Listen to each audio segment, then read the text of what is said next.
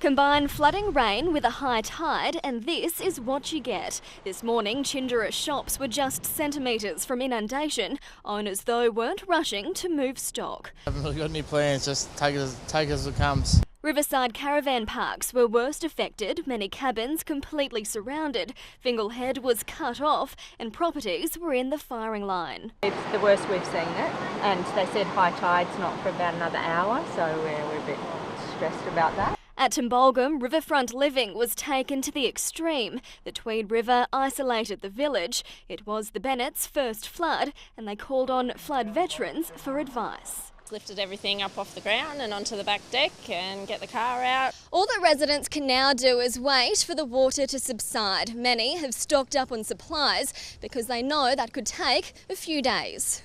Further south at Murwillumbah and Greg Logan's water frontage was completely transformed, his garage becoming part of the river.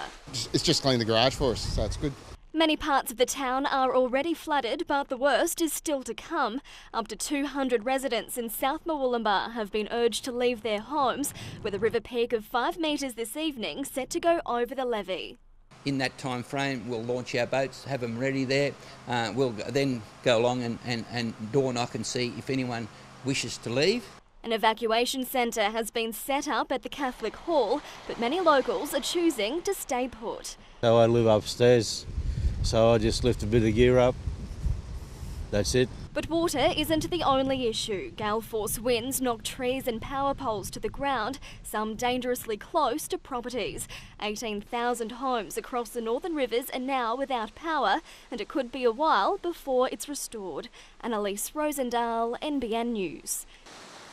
It was a flood that took many Chinderah residents completely by surprise. This yard, there was no water out the back, and within 2 hours, the whole street's virtually gone under. Parts of the suburb were flooded yesterday, but it wasn't until this morning that the water really started to rise. The local newsagent thought they were safe, but now says the flooding's the worst she's seen in 30 years.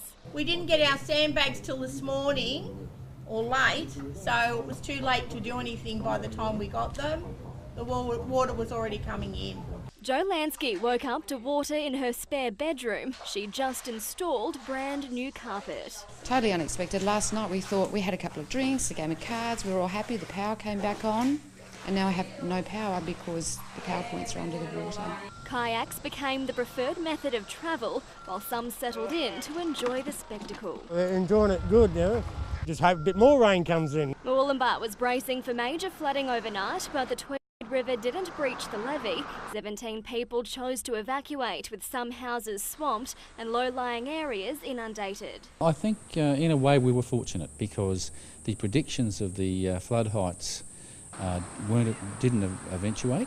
Timbolgum remains cut off, residents forced to call the SES for help. We're just doing a food resupply to a property in Timbolgum where they're running low on bread and milk. Flooding on the Pacific Highway at Chinderah caused mass delays for drivers heading north, while at Kingscliff there's been reports of looting after the shops were closed yesterday for safety reasons. Very low. And we heard that it's happened before here as well, so yeah, it's really sad.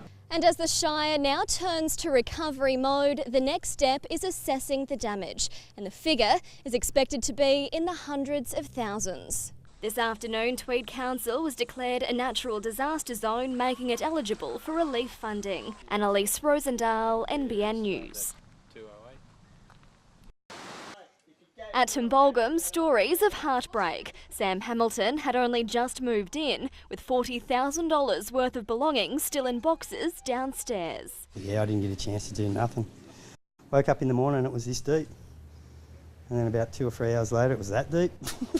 The Tweed River flooded every home in the village and some are still swamped. Thick mud left behind as the water disappears. Residents here are used to floods, but not like this. This will be the first time we've had water through the bottom of the house. Isolated since Sunday night, for some residents today was their first chance to stock up on groceries. By midnight I was on the road, by 6 o'clock in the morning I was up in the house. This paddock is usually considered a safe zone for cars, but not this time. The water came halfway up the vehicles, some were even washed away. Residents say there was no warning. No notification really of how high it was going to get. I mean, last year didn't get this high, and we got text messages. There's families that really just needed that bit of help, and the warnings just didn't seem to be there this time. The SES was there today and is now investigating why the messages didn't get through. We're going to look at holding a community meeting out there early next week. For some, though, it's a little too late. Everything's gone, you know. You just feel like, screaming actually. It's quite emotional. Anna-Lise Rosendahl, NBN News.